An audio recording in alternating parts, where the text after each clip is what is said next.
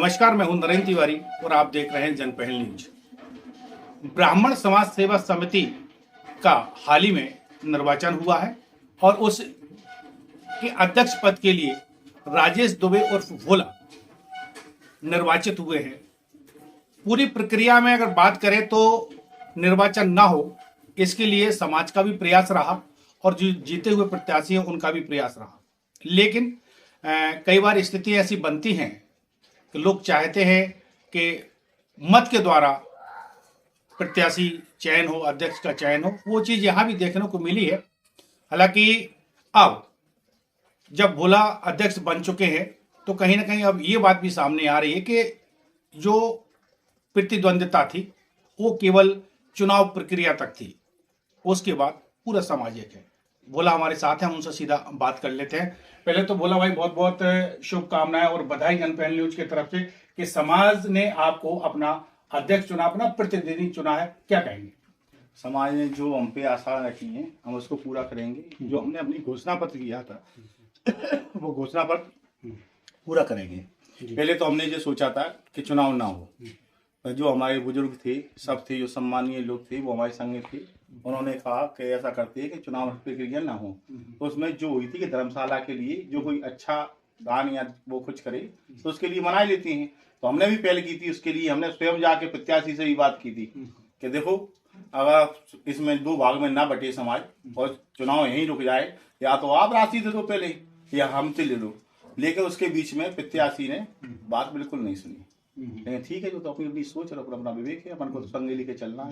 अब हर चीज तो चलती रहती है। घोषणा पत्र की बात करें कि आपने भी अपना घोषणा पत्र जारी किया था, सामने वाले ने भी अपना जारी किया था, और यहाँ तक आपने एक राशि भी ब्राह्मण समाज के लिए शायद चुनाव से पहले ही दे दी थी कि ये राशि जैसा चाहे ब्राह्मण समाज उसको खर्च कर सकता है। तो घोषणा पत्र की जो मेन बातें थी कि जब आप बन ही गए अध्यक्ष, तो समाज हित में वो कौन कौन से कदम है जो आप भविष्य में उठाने वाले हैं?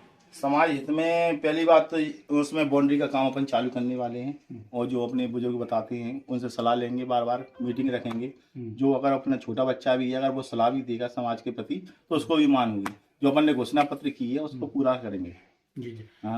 कन्याओं का विवाह वगैरह भी है और साथ रखेंगे। और सम्मान का जो अभी बगीचा में अपन ने रखा था 17 तारीख को, वो जब तक अपन अध्यक्ष रहेंगे 17 तारीख को वहाँ सबको बुला के मान सम्मान सबका समाज का हर साल करेंगे। ये नहीं कि इसी साल की जाता है। अपन ने कुछ लोग क्या उसको चुनाव की प्रगति में ले जा रहे थे, लेकिन उनको ये पता नहीं था कि कलश यात्रा 17 तारीख को अपन ने बगीचा सरकार में जब अपन मुख्य यजमान बनी थी तो उसको उन्होंने अपन ने किया था। हाँ, वो तो अयोध्या की अगर बात करें तो अयोध्या में भी रामलला की स्थापना 22 तारीख को हुई थी। लेकिन अगर वहां वार्षिकी मनाने की बात करें तो 11 तारीख को वार्षिकी मनाई गई। तो ये तो कोई बड़ा चीज नहीं थी कि पूरा जब कार्यक्रम जनवरी में हुआ है प्रभु श्री राम की तो कभी भी मना सकते हैं, भले ही लोगों ने उसको दूसरी दृष्टि से लिया है। नहीं, निश्चित रूप से ये कि ब्राह्मण समाज के लिए गौरव की बात है कि जब रामलला की स्थापना हुई तो उस वक्त भी आपने बढ़ चढ़ के हिस्सा लिया। 21 लाख रुपए की दान राशि देकर उसके मुख्य यजमान बने थे। धर्म के काम में निश्चित रूप से कहीं ना कहीं आप अग्रणी रहते हैं और ब्राह्मण समाज का हम तो ये कहेंगे नाम रोशन आप कर रहे हैं। तो आगे और इस टाइप की जो कार्यक्रम है, जैसे अभी ये सुनने में कि बागेश्वर धाम में भी कुछ कन्याओं को विवाह आप करने जा रहे हैं, तो वो क्या पूरा फरवरी में है 5 कन्याओं का उन्होंने अपन को दिया है महाराज ने, आपको 5 कन्याओं का विवाह करना है। अपन ने भी उस बात को बात मानी थी। कुछ राशि अपन ने महाराज को भी दे दी थी और कुछ अपन को जन देना है। उन्होंने क्या जजमान बनाया अपन को बागेश्वर महाराज के वहाँ करना है। वो तो समय से पहले अगर चुनाव हो जाती तो अपन यहाँ भी कोई प्रोग्राम करवाती शिवरात्रि के दिन, लेकिन इस साल नहीं तो अगली साल। जो तो अगले साल की जैसे आप बात कर रहे हैं, कुछ प्लानिंग हो, कुछ शुरुआत की हो। घोषणा पत्र में विवाह कन्या विवाह किया था, उसमें घोषणा की है कि अपन हर साल अपनी राशि से 5 विवाह करेंगे।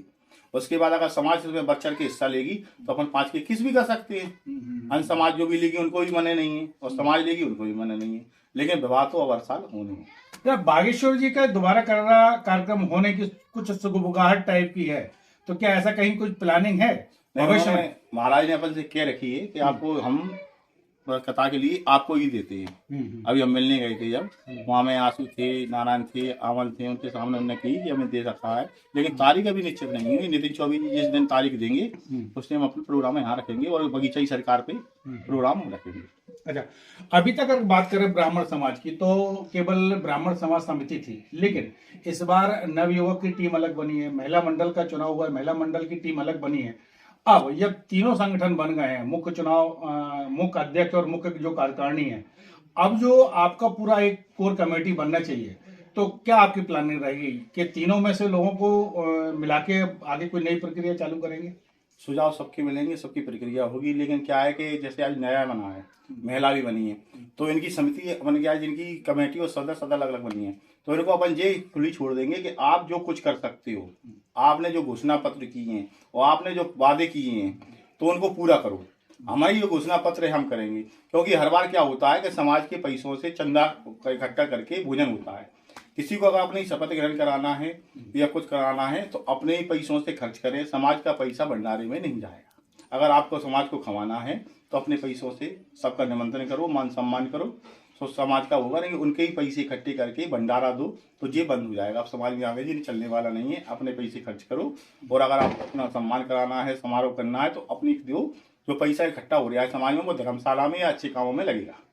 हाँ, निश्चित रूप से ये पहल होना भी चाहिए, क्योंकि जो पैसा है किसी तरह से अपन समाज के लोगों से एकत्रित करते हैं चंदे के रूप में, तो फिजूल खर्ची उनकी नहीं भी होनी चाहिए।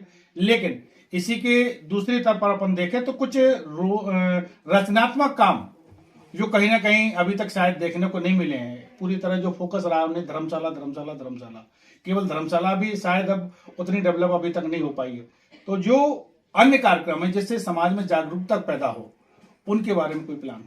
जैसे अपनी परशुराम जयंती है, अभी क्या है कि ब्राह्मण समाज अपनी जो भी राय अध्यक्ष उन्होंने क्या है आसपास की क्षेत्र के किसी को निमंत्रण नहीं दिया, लेकिन इस बार अपन ये सोचेंगे परशुराम जयंती पे सब आएँ, आसपास के जितने भी लोग हैं सब आएँ और सब अपना सुझाव दें और अच्छी यहाँ उस दिन बात रखें, उनका मान सम्मान रखेंगे आसपास के गाँव की, और भय स्वागत होते रहेंगे, भंडारे तो होते ही रहेंगे अब। परशुराम जयंती की जैसे आपने बात की है, ज्यादा तक मुझे जो मेरी याददाश्त में है कि परशुराम जयंती जिस दिन होती है, एक कर्रा की विडंबना कहें या दुर्भाग्य कहें कि उस दिन परशुराम जयंती पर जुलूस यहाँ कर्रा में कभी नहीं निकला है। लोग हरदम उसको 4 दिन बाद, 6 दिन बाद, 8 दिन बाद अपनी सुविधा के अनुसार रविवार जब भी पड़ता तब निकालते हैं।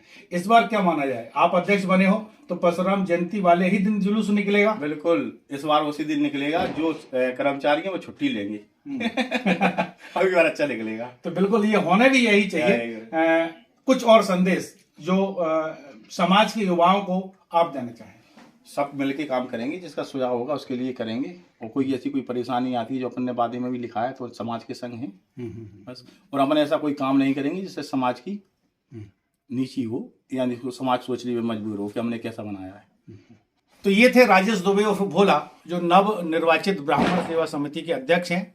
इनका कहना था कि अब सभी को साथ लेके चलेंगे, जो युवा वर्ग है, जो महिला मंडल है और जो मुख्य कार्यकारिणी जो बनी है ब्राह्मण सेवा समाज समिति की, सारे लोगों के विचार लगेंगे और ये प्रयास करेंगे कि अब परशुराम जयंती पर ही यहाँ जुलूस निकले उसी दिन, और जो भी रचनात्मक कार्य हो सकते हैं ब्राह्मण समाज के लिए उनको करने का भरसक प्रयास भी करेंगे। कैमरा सहयोगी संजीव साहू के साथ नरेंद्र तिवारी, जनपहल न्यूज, करेरा।